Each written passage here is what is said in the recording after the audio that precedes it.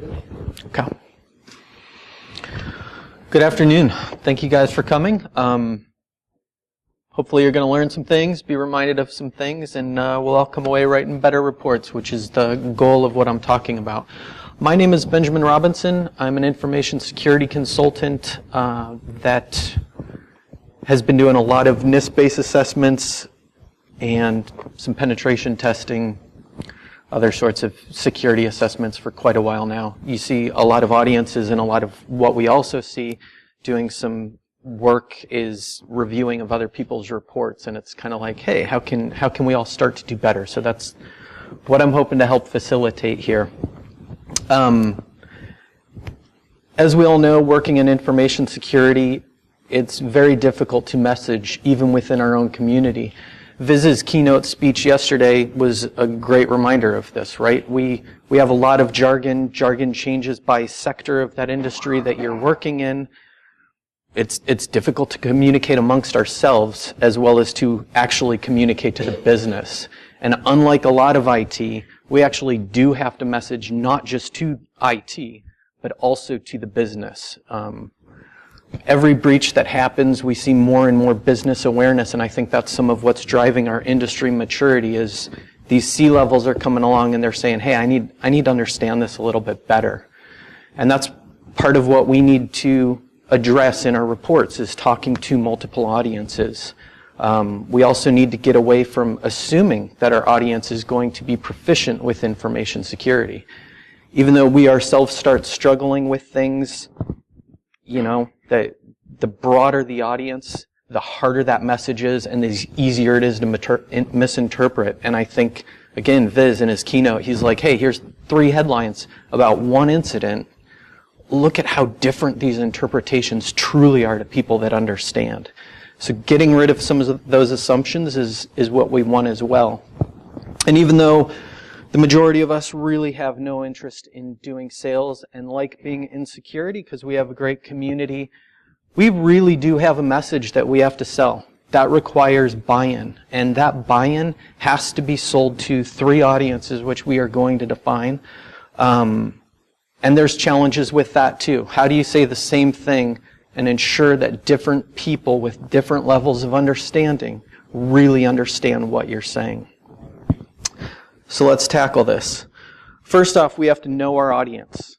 And as I already said, business. We have to know business. So we're going to be talking about scope a few times. Just like security, laying that groundwork of OSINT is really important. Same thing with writing a report. A lot of the messaging that we're going to get, our audience is already aware of, and we're educating ourselves and then reiterating it back to them.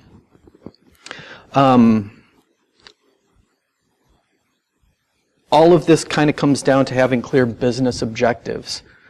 And this is a different scope than our scope of work. We need to make sure that our scope of work helps them develop their business. We got to help them.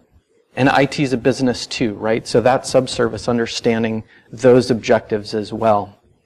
The efforts in reporting that we're doing has to help them somehow.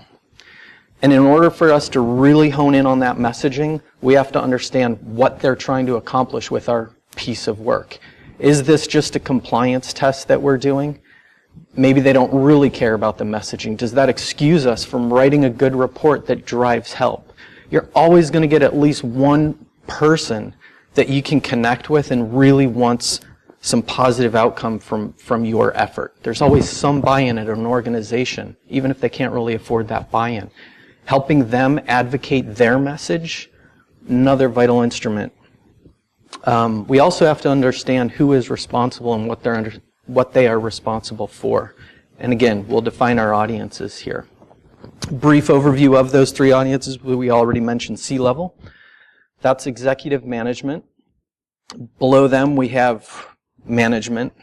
And management manages technical staff.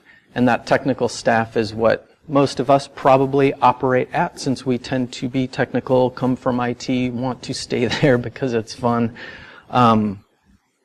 They also need some advocates as well. A lot of times their prioritization doesn't get heard by management. So we really need to drive communication across all three of those levels.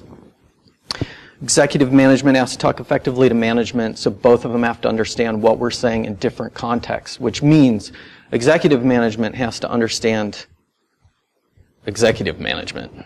Management has to understand executive management and technical management or resources, and technical resources really have to understand those two levels above them as well, because they have to care about that messaging. More immediately management, because that's what's driving their prioritization.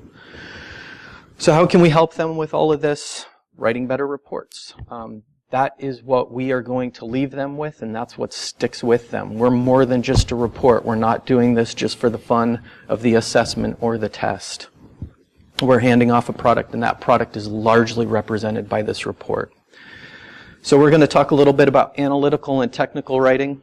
We're going to talk about essay writing, which you'll remember from high school. We're going to talk about how to get to the point and repeat yourself. We don't want to repeat ourselves, but that's the crafting of the messaging, right? And finally, we're going to throw some tips out there to talk about how you can mature your expertise and make report writing a little bit easier. This doesn't have to be such a daunting task if we can structure and format our efforts so that we can define and craft a tool set that really helps us out. And this is one of the things where writing a better report, it helps the client, but it also helps you. There's a lot of scalability, and we want to find these things that we can actually hone in on, structure our output, and figure out how we can leverage them with other efforts that we have to do so that we can spend less time writing. So that's what we're going to cover. Any questions at this point? Okay. We'll have questions at the end as well if we have some time, which I think we will because I'm kind of talking fast here. So knowing your audience, we have to define these audience. I don't know how many of you are familiar with security frameworks such as NIST, but generally what we're doing is we're distilling it down into three control families. We have administrative controls, operational controls, and technical controls. And you can almost see some parallels with our audience messaging to these things, right? We have executive management. They kind of care about the administrative controls, not one-to-one in that we're talking about policy, right? But they're talking about budgeting impacts. They're talking about business concerns, this type of administrative control, the highest level of understanding. This is the one that needs to be the most distilled. This is where we are going to, and we'll talk about this a little bit more later, aggregating our content so that we can say, hey, senior management, you need to understand these 3 to 5 points, hopefully in one page. Management, they have to get buy-in from executive management, so it's important that they understand in a little more depth of detail what they need to do. And they also need that further depth of detail because they have to manage their technical resources. So how do we make management's job easy? Prioritization, which also applies to technical staff as well. All of these people, they care about their time. And I have here word count is not equal to quality, and I mean this is critical takeaway. I think a lot of us when we hear, hey, write a better report, hey, write to 3 audiences, I don't want to do that much writing. Well, you don't necessarily have to do that much writing, it just has to be to the point. Distilling it down, making things repeatable helps save us time, as well as, not wasting a lot of words on reiterating what you're saying, which ironically I'm doing a little bit of right now. Risk management. The other thing that we tend to do as an organization is distill everything down to risk, and this does a few things. Number one, it allows people to talk about complex technical details in some aggregated terms. So instead of saying, there are these 92 findings, well, if all of them have a root cause, you don't need to talk about that 92 times. Let's make this more digestible. And that first aggregation of layer of detail is, kind of how we trickle everything up, because we're kind of working backwards here, right? We do the technical testing where we're caught in all of the details. For the report writing, we kind of have to step back and say, wait, now how do I get to these other two audiences, right? How do I even make this approachable to the technical staff? And that's something that is definitely communicated throughout our entire report. Another point here is common language. With writing a report, you definitely need to be consistent with your terminology. Even if you're misusing a term and you don't know that, be consistent. Hopefully you're not misusing any terms, but this is where common language is going to help you not only look mature with your delivery, but it's going to serve to not alienate and confuse your audience. If you're using terms interchangeably that have different meanings, if there's even the possibility of interpreting those differently, you should be defining those in a glossary. And you should also be catching those in a proofread where you say, hey, wait a minute, is this really what I meant to say? So let's talk about executive management. Who these people are. These are generally the non-technical people. Even if they came up as a technical person, that was probably a while ago in their career. At this point, they are probably aware that they do not have the technical know-withal to filter through a lot of detail. They probably don't have the time to do so because they waste most of their days in meetings. Whoops, I think I just fat-fingered something. Sorry about that. So they're, as with each audience, their time is definitely important to them. So, did I mess up the whole display? That's weird. I think it's catching it now. That's weird. Let me try this again. Sorry, guys.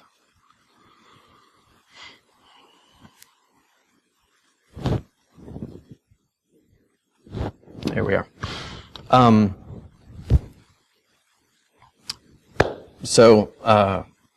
Problems. Wow, that was on time. Improving or worsening. Executive management cares not about how hard they can be owned. What they care about is what that means to them, what they can do about it, if they need to do anything about it.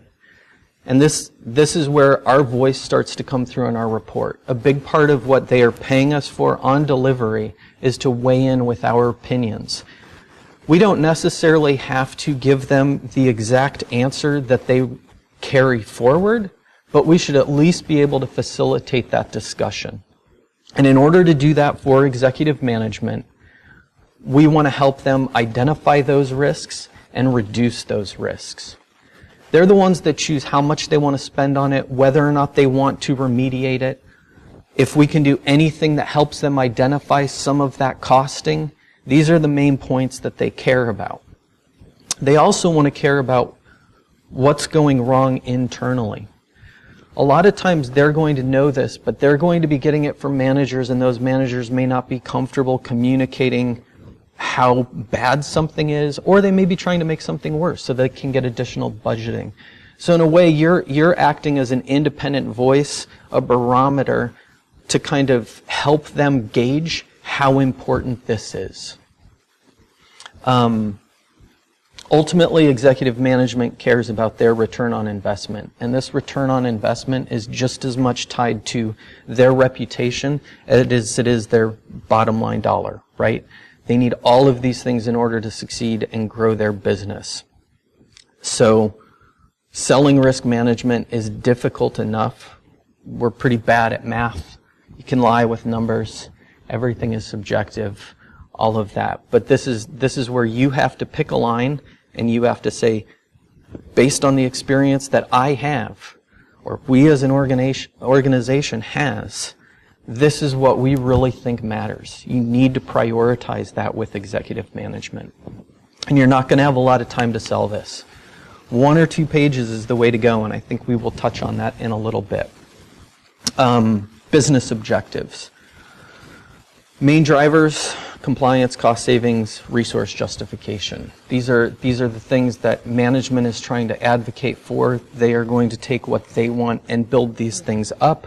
We're trying to help management build those arguments, and we're trying to prepare senior management for receiving those arguments, right? So management. This is our next level of detail, and management kind of has a hard job in that they have to both sell up and sell down. They have to take the message that their technical staff has, present that to senior level management, get buy-in, and then make sure that their technical staff is actually doing what senior management really wants to do, even if that's what technical staff knows not to be the best thing or doesn't want to work on. It's a tough job. Soft skills, right? So this one, you're going to have more depth of detail. You're going to have a level of aggregation that can be more than 1 or 2 pages. It's probably going to address all of your talking points that you have as far as what your real risk-rated findings are. You're going to identify each of those individually. Hopefully you are going to prioritize these things. And you're also going to educate management on what they need to know about it. They don't need to know specific configuration details, but they do need to know more than this may adversely affect reputation. And part of that is so that they can prioritize. Part of that is so that they can be prepared to address detail. And part of it helps them with the sniff test on technical resources. Like we've probably all been there where it's like, no, I'm just going to throw some jargon at you until you don't make me do what I want to do. So we want to help management manage, basically. The other thing that management cares about is not putting their neck on the line. And so one thing that we can do is we can demonstrate that they are not alone in the world, and we do that with statistics. Hey, look, these other companies are doing this. Hey, look, this worked for them. And that way they don't have to say, we're brash, we're going to try something new and different that nobody's ever done before. That's really daunting, right? So technical staff. You know what? I'm going to back up real quick. I forgot to explicitly say their time matters. Again, we don't need to give them the full level of detail. Just like senior management, just like technical resources, time matters. We're trying to save them time. So with technical staff, they still care about their time. We're trying to make their job easier. And they still care about prioritization just like management. So what we can do for technical staff is issue actionable recommendations. Don't just say, hey, there's rampant XSS. Tell them how they can fix that. Tell them exactly where that is. Give them a couple of recommendations on what you would implement in order to remediate that. And this is one of those things where if you just take the time to write a couple of sentences, these might be highly reusable. You might snipe them from another report where you had very similar findings. And right then you're saving them a bunch of research time, hours, and having to go out on a limb like, I don't know this stuff. I wasn't trained to be a secure developer. You're giving them that confidence with which to proceed forward. And that's going to help them trust your words better and get that buy-in that they are looking for as well. In line with that, you do not want to be too vendor specific. Sometimes there may only be one product or obvious solution, but where possible, give a few recommendations. And the other thing is, if you can, ask them questions.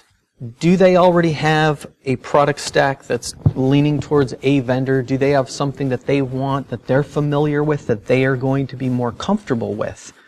A lot of times they are going to have that knowledge, they're going to have that bias, and they'll communicate that to you. And it's up to you whether or not you want to advocate for that. It's always good to throw out alternatives, even if they do have that. A lot of times we can educate them as to why something is better. Those conversations are important, and this is one of the things that we'll get into a little bit later. As I was saying earlier as well, OSINT, talking to them helps us write our report. We have to figure out what matters to them and basically repeat it to them. So, recognition of time constraints, we're also distilling standards. And we're going to talk about a good methodology in a little bit. But basically, it's our expertise that they are paying for. We don't just want to tell them, go read NIST 853 and then do those controls. That doesn't help them. You know, they've already got a lot of those controls. And we need to recognize that. We need to help them identify what their pain points are and what they really need from that standard. I'm not saying never reference a standard, always reference your standards, but that doesn't mean that you should be directing them to read that entire thing. The more clear guidance that you can give them in one location is what's going to improve the quality of your report. Final point on this slide here, recognize that some fires will never die. Just because they have major organizational issues or system deficiencies or whatever, some things are just going to be that way. How many of you have heard it's a legacy system? We have to have it that way, right? And that's okay. Like, these are things that we just have to manage to and accept. And I think qualifying that in your reports, the more awareness that you have, the more understanding that you have of their organization, instead of saying, hey, the sky is falling, you can say, you guys are aware that you have a legacy application that requires these ports to be open. We recommend X, Y, and Z to further protect these things. That's fine. Or maybe you don't have additional recommendations. That's fine too. It's okay for them not to have perfect security. Moving target, right? No such thing. So how does all of this play out? Basically, we have one really aggregated risk that goes to executive management. That's what they need to understand. They need to understand that business impact. Management is probably going to be trying to manage 3 risks that are associated with that. And the technical staff has, in this case, 7 findings that are aggregated into those 3 risks. And that's because of that similarity, right? So walking through this, what's the real deal? Inadequate input validation, lawsuits, loss of reputation, spend some money, fix your code. Whatever our recommendation for that is, that's our message that has to come across to senior management. That's it. It's that simple. It needs to be that short and that clear. And if they have further detail about that, that's fine. That's great. If they need more understanding, that is what we can help them with. That is what management can help them with. But the immediate message should be nice, brief, and as aggregated as possible. Do not repeat yourselves. To management, we have 3 risks.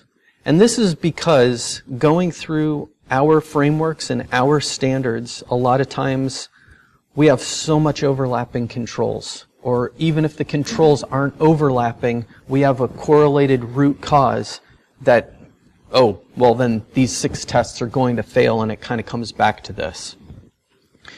So a lot of that is going to be, hey, remediate this, and then remediate that. These are valid recommendations, but that's at the technical level. And this is where, yes, they need that explicit guidance. Yes, they need all of that detail. They care about what's wrong.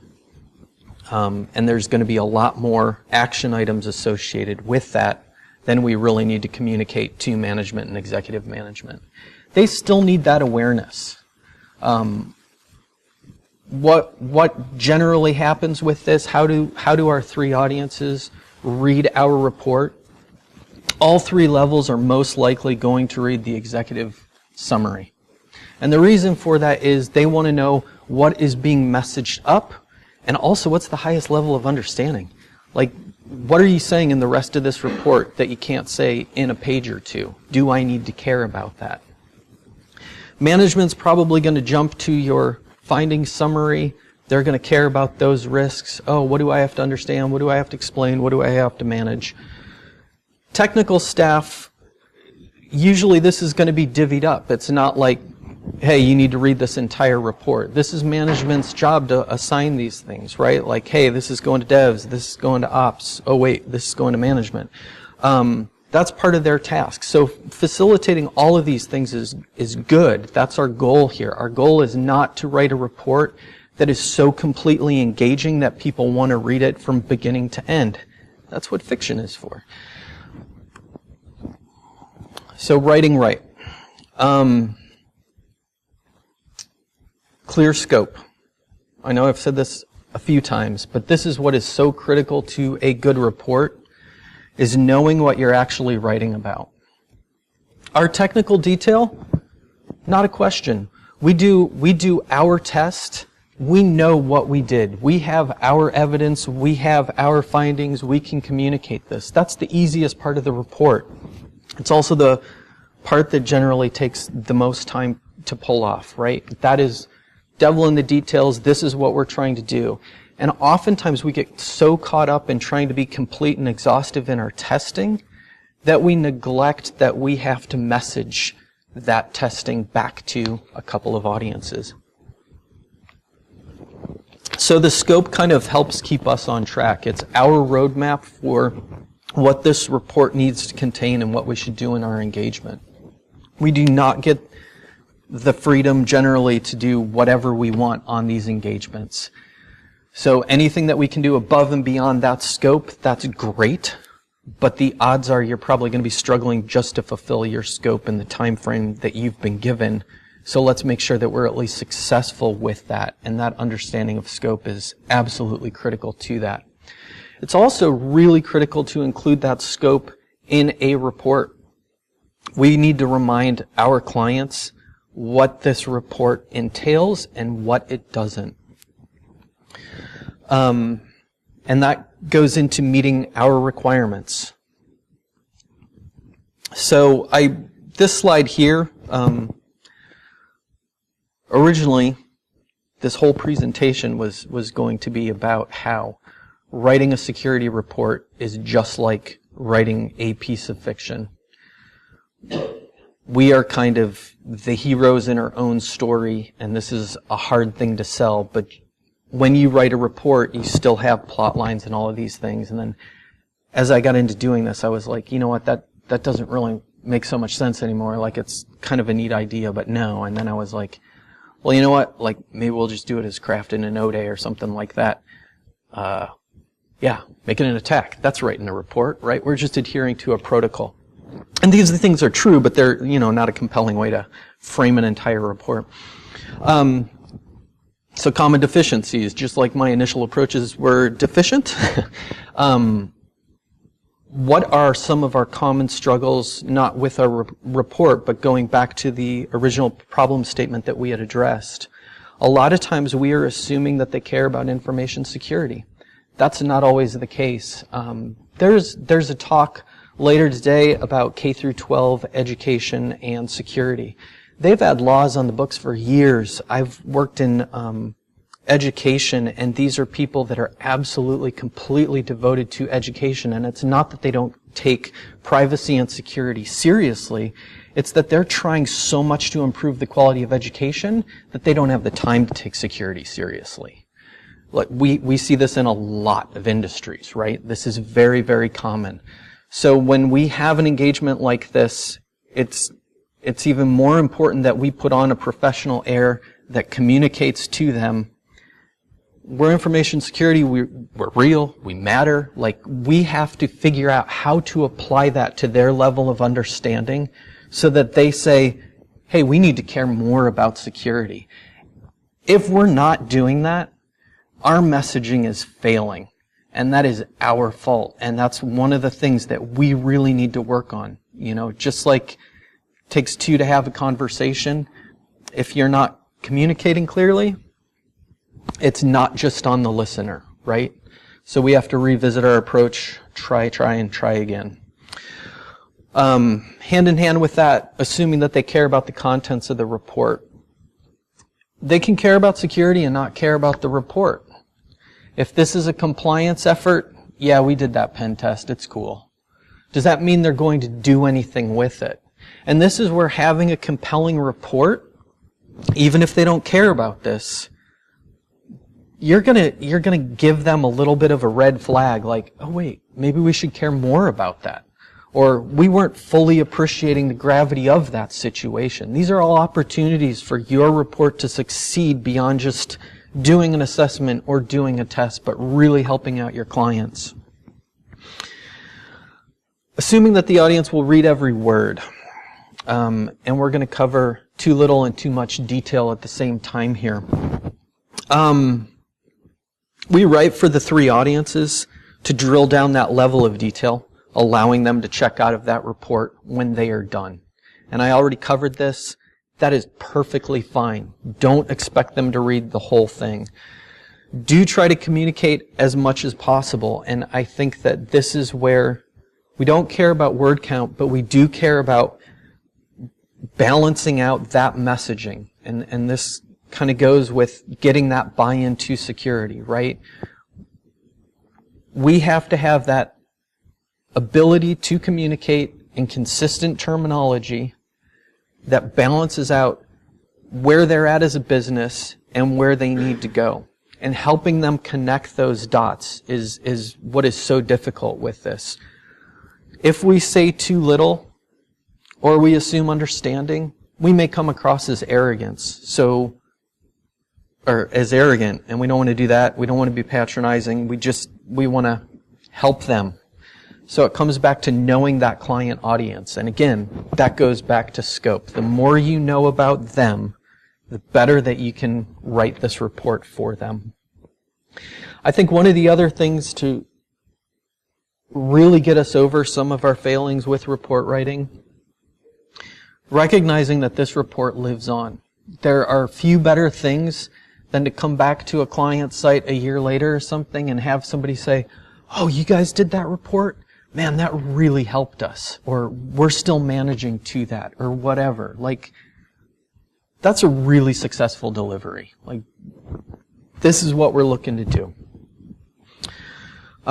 So unwanted scope. What's the flip side of defining the scope? But why are we writing this report? Hopefully we have a client that wants to mature their organization. If they don't, and they're skeptical, they're probably still outlining specific concerns that facets of the organization do care about, and that's really what we need to address. So if you can, this is the third time I've said this, but if you can find that advocate, if you can find somebody that has that value, take what they're trying to say and figure out how you can message to that. You know, they're already on your side. You need to show that you're on their side by pursuing what they're after and developing that and delivering it. And this is one of those things that's hard, and it does come down to having those interactions. If you have checkpoint meetings with the client and you can talk to them at points throughout the engagement, that really helps us not just stay on track with scope, but it also a lot of times gives us clue, right? I mean, it's critical to pen test sometimes, like, "Oh, did you guys notice that?" "No, we didn't." "Ooh, I need to dig deeper on that then," right? Like, I mean, it's social engineering, it still counts. So a lot of times we can leverage those meetings to kind of refine what we're doing and keep that in the back of our mind as we're writing our reports. So we ask the client, we repeat ourselves 3 times, and we assess and we test. So all of this does require a level of communication throughout the engagement. If we do identify major findings and risks, we want to put those in front of them as early as possible. And there are going to be a lot of times when they say, "Oh yeah, we knew that," or "We really suspected that." That helps us to know that we're on the right path for tracking down some of their pain points and working to address these things. And it also helps us build that relationship that we need for them to trust us, because we're not waiting for the report to say, "You guys got pwned really hard." we're saying, hey, this is a high risk. You guys should start planning for remediation. This is what we are going to recommend. Get out in front of it. Do not wait for your report. That way they're not surprised when they read the report, and they're going to be more receptive to the message that you have with the report. The other thing in line with that is don't just hand off the report, we're done, give us a check.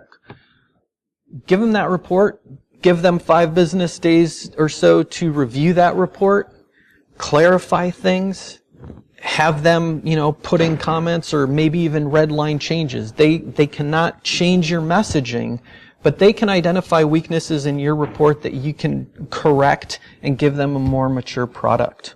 Give them that opportunity, because with security being security, we want to make sure that we have that buy-in and understanding where they're like, you know what, like, I thought these were bad guys, but actually they're really trying to help us. I mean, that's what we're all here for, right? We are on the side of our clients, which is often a really weird thing to acknowledge when you consider that we're saying, hey, fix these things, it will help you, and they don't really hear that. They hear, oh, you're telling us our stuff is good or it's not broken. That's not what we're saying, and how we say that goes into this, right? So by letting them be a part of that discussion, by saying, hey, this is what we're finding, high risk coming down the line, this will be in our report, and by giving them that report to review and say, you know what, I don't understand why you're saying this. There's other opportunities for them to say things like, oh, you know what, that's not true. And that might revise your approach as well. And so, again, your report is going to be more accurate the more that you listen to your client and reiterate what they are saying with your evidence and the results of our assessment and testing efforts, right? So the other thing that we can do is write a little bit better. And I think that this is one of those humbling things that I've definitely discovered throughout my career is I didn't fully retain everything that I learned about English. As IT people, I think a lot of us think in a very systematic algorithmic approach. So it's A plus B is equal to C. This makes sense to us, right? Here's some evidence, here's some more evidence, here's the result of that evidence. That's not how we should be writing. It's essays, high school essays, middle school essays. You start with your topic sentence. Bam! Put that out there first. So there's elements of both technical writing and analytical writing that matter to us, and this kind of compares the major points of that. Our technical writing is explanatory in nature. Think reading a help file. That's technical writing. Analytical writing, expository in nature. We are trying to sell a point, which is what we're really trying to do with our reports, right? We're trying to say, hey, this is true and this is why it matters. That's proven an argument. We have evidence that goes into that argument, and this is what your takeaway is. Technical writing, which we often default to in IT, is more procedural, whereas analytical writing is more categorized, structured. I like structure. I was a DBA for a decade and a half or so. I like that normalization. And I think that by breaking these things up, it makes it much easier to digest, because we're saying, hey, here's a subject line. We're not constantly switching gears like we are when we're reading through a findings summary. So that organization that goes into it can help.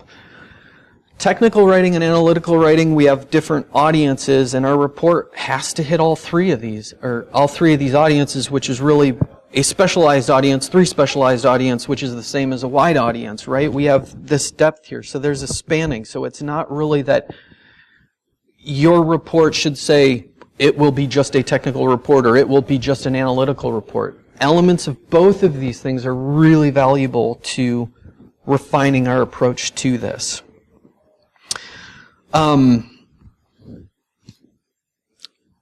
Starting with your conclusion, like I said, that topic sentence, it needs to be the most important piece of that paragraph. If they stop reading that paragraph, do they understand everything that went into that paragraph? Yes.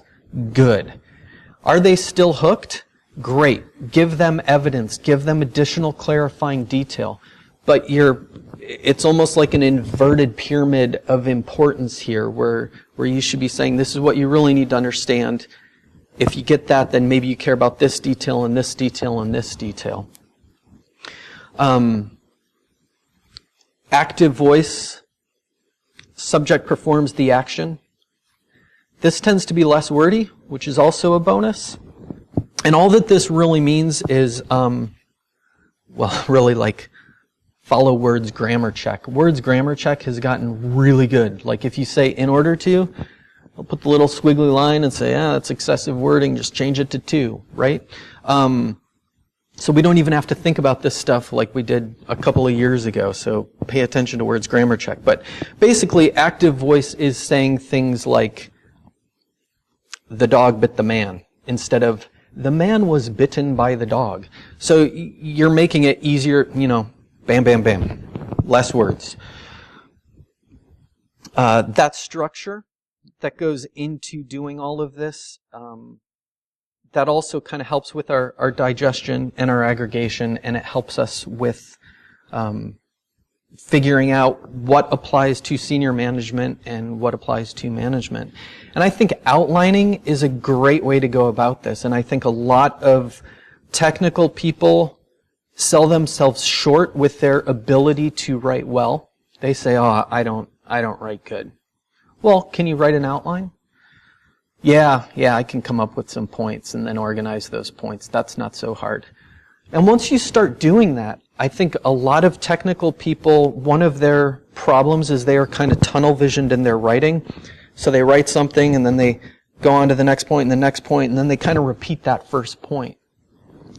By outlining this, you're going to catch those repetitions. You're going to help yourself structure that a lot better. It doesn't take that much time to write an outline. An outline is a great starting point for any report. As you're doing your testing, hopefully you are taking notes and you're saying, oh wait, we have XSS. We've got SQL injection. We clearly have some input validation risks. Make a note of that. Like, identify those things that you think are going to feed into an aggregated level of detail as you're doing the work. That's going to help you say, oh yeah, we have that again. I already have a note. Now we're at like 3 findings for that same risk. That helps you build all of that out as you're doing the work. Placeholders are another great way to do this. Everybody kind of does this differently. I just, developer habits, to do : and then it's an easy thing to search for. I go into my report, I search for all of my to-dos, either I'm done or I'm not done yet, right? Our framing, and this is another aspect where we have to be consistent. I'm going to say scope for the 9th time. That defines our what, our business objectives. We already covered why this is so important, but it's also the why of the report. This is why we are executing this engagement. And we have to remind our clients of that. We want them to be clear that this scope is accurate because we're trying to help you accomplish these things. Impact, likelihood, and remediation. We're talking about ultimately trying to save them time, where time is money, effort, whatever it is, reputation. All of these things have to do with us issuing those actionable recommendations, right? We want them to be out there fixing things, and they are paying us for prioritization of what to fix, as well as the identification, right? A lot of times we think that this just comes down to all that we have to do is identify what's wrong, but that is not all that we have to do. We have to help them out with prioritization. So the voice of our report, this is another one of these things that should be consistent. Use that active voice and use the third person. Third person is a little bit detached, so it comes across as a little bit more authoritative and unbiased at the same time. You do not want to write in first person. That comes across as storytelling. And report contents. We have a structure that we're going to want to repeat. This does not need to change over time. You come up with a structure, you come up with a template, bam, you're good to go. Tool set. A lot of the things that we do, if we are working against a framework and we consistently work against that framework, use a tool that facilitates that. We have some testing frameworks that are out there. Dratus, Layer, there's the old XML one, Tree, whatever it was, I don't even remember, but that was a good one back in the day. All of these things help us repeat efforts, which reduces the amount of time that we have to spend writing and organizing. And having that structure is what really saves us time in reporting. And the more of these reports that we do, and the better that we get at aggregating, and the better that we get at that messaging, the easier it is to reuse some of those things. If you cited some great statistics and you had a couple of risks that are really similar, you should be using that as a baseline. If you have a tool to track all of these risks over time, it really saves you time. And it doesn't just save you time, but it makes it so that since you now have more time, you can improve what you're actually saying. Like, go agile on this stuff. It's just another kind of writing, right? Make it an iterative approach. Leveraging of mappings, templates, like all of these are obvious tools that we can use even if we don't really think about them in a writing context. But there are things that are out there, and that's where making your product consistent and repeatable definitely can help you out.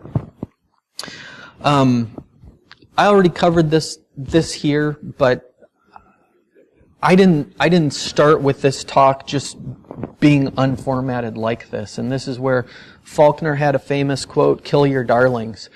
And what he meant by that was, you have something that you really like and you want to use, that doesn't mean that it makes sense. So you got to be willing to get rid of that. And I think that we as a community are great about reinventing ourselves. So this should be one of these things that we need to start challenging ourselves on more. We really like to make a tool, but let's finish those tools. Let's recognize that that tool is not the entirety of the report that we need to deliver. So some of the things that you can do to improve finding that voice, just shoring up. There's Elements of Style by Strunk. Great book. It's like 50 pages. You can just read the bolded headlines and, oh yeah, I remember that from school. These are great little reminders. This quote at the bottom of the page is from Analytical Writing Guide, another very, very short book that has some great reminders for how you can do these things. There's also a lot of really bad books out there. I wouldn't recommend any technical writing books. I did my first Amazon review and it was like, hey, this book is not adhering to anything that it recommends. None of this stuff should take that much time. So they're great reminders, and there's great little articles out there on the internet for you guys. Feel free to hit me up if you want any additional detail or whatever. And with that, I think we've got like about a minute or two left for questions. Are there any?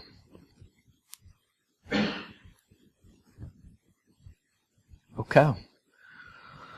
Well, thank you so much. Yeah.